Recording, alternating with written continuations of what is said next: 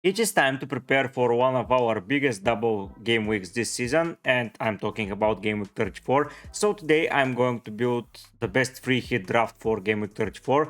Most of the players who haven't used their free hit yet are going to activate it in 34, so I think it's a very good video for those players, and we will think of how we should line up our sites to be the best possible team built solely for Game Week 34. I'm going to take a look at the upcoming fixtures for the sites, and I'm most probably going to pick only players with doubles. So yeah, buckle up and we are going to go through everything.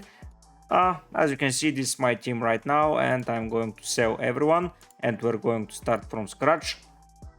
We have some important things to add for sure. Have in mind that most of the teams haven't played so far. We've seen only the Saturday fixtures so far, and I'm going to prepare more free hit drafts when we go throughout the week. But this is going to be my knee-jerk free hit after the first 5 fixtures from 33 being played, or 6. Yeah, first 6 fixtures. We have 4 left. We have some European football, a lot of things to consider. Now let's focus on the solely game week 34, and we're going to start. Obviously we're going to add penalty takers, and we're going to add penalty takers from teams that are having double ups. Immediately we are adding Mohamed Salah and Bukayo Saka to our lineups. I know that we haven't seen them play yet in 33 nor in Europe so far for the return fixtures of their quarterfinals, but basically I cannot see myself going into this week without any of those players, so they're slotted in right in. Next, I believe we need to take a look at deeper at our fixtures. So we have Bournemouth facing Villa and Wolves. Have in mind that they are away, and this can get a little bit tough on the road, but still they have a double up, and their penalty taker is none other than Dom Suanke. And in my opinion, with his form and with the way he's playing and the way that a lot of players from Bournemouth are now injured, he will have a lot of possibilities to get the goals. Basically, he's the only one fit right now, and you now basically. But with those penalties and on away fixtures, a penalty can decide the fixture, so I'm immediately putting him in. And the final guy that I'm opting to go for with penalties in his back and having a double up is Mateus Cunha. He just scored 2 goals in the game week 33. Finally, he delivered for my side.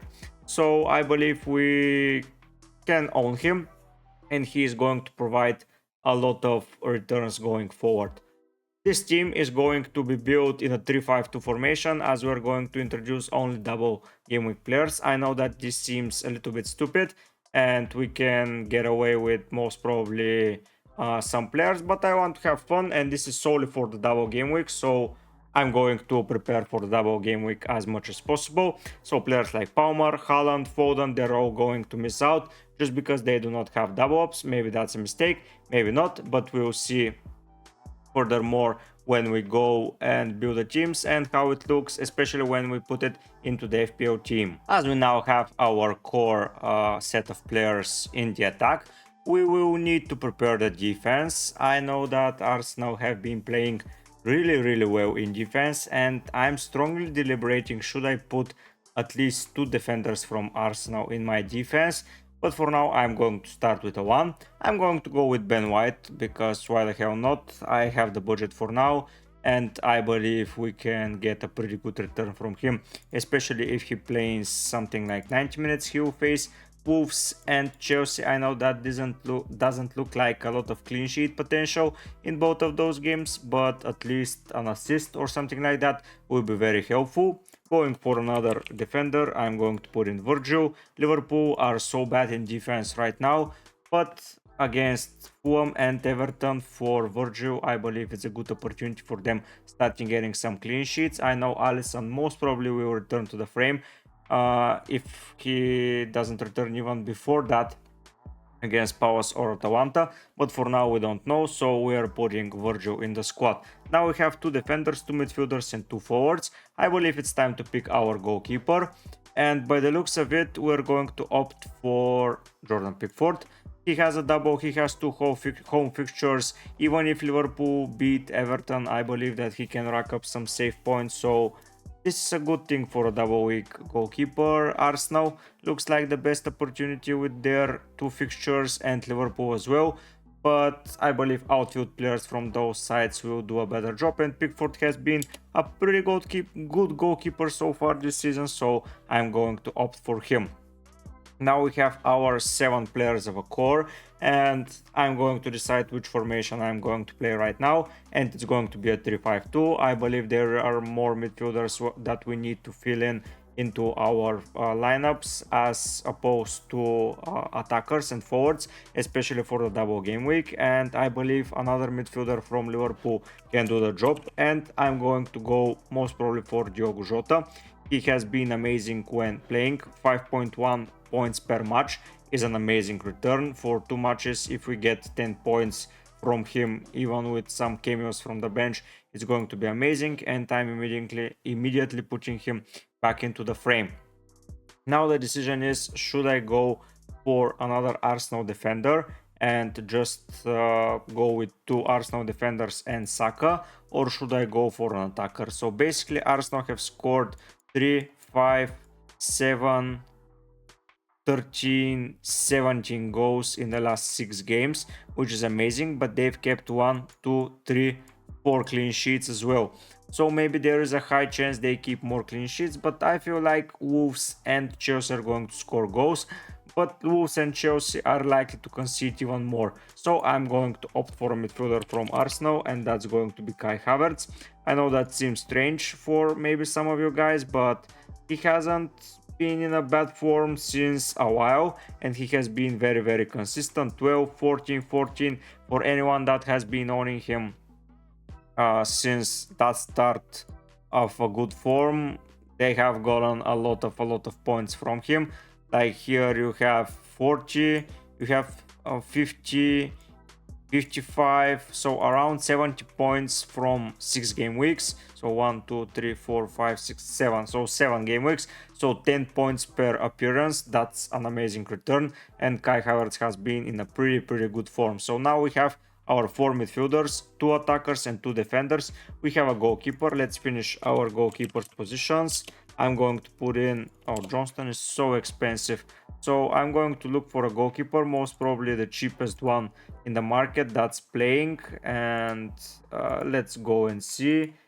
So the goalkeeper sort by price, so 4.4. Dubravka is looking like a good option.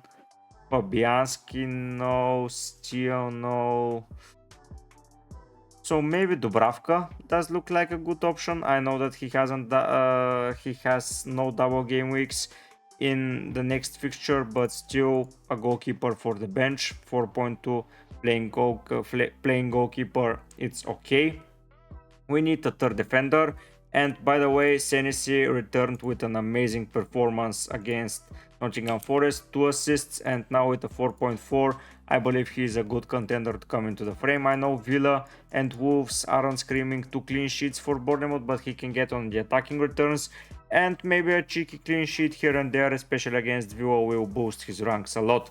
Now we need to finish our midfield with the final player, and speaking about good players, I'm going to go for Eze. I don't see a reason why not to go for him.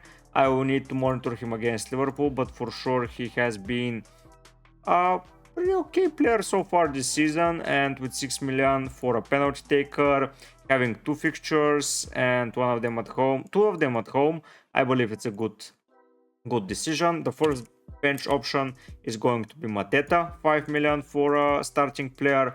Amazing return for money. And now we need to go for some maybe double game week players, but nothing too flashy, as we already own 3 Liverpool and 3 Arsenal players. I'm going to go for 8 Nuri. He missed today's fixture against Nottingham Forest, but I believe he's going to be fit for game week 34. And finally, our bench option. Let's finish up with Brantwaite, as he's cheap, reliable, and ever present. So that's the 11 that I'm going for. So Dubravka is a goner. I will have the money, so I will go for Sam Johnston. No, I lied. Dean Henderson. Okay, so that's the lineup. Let's now put them in FPL teams. So Pickford remains.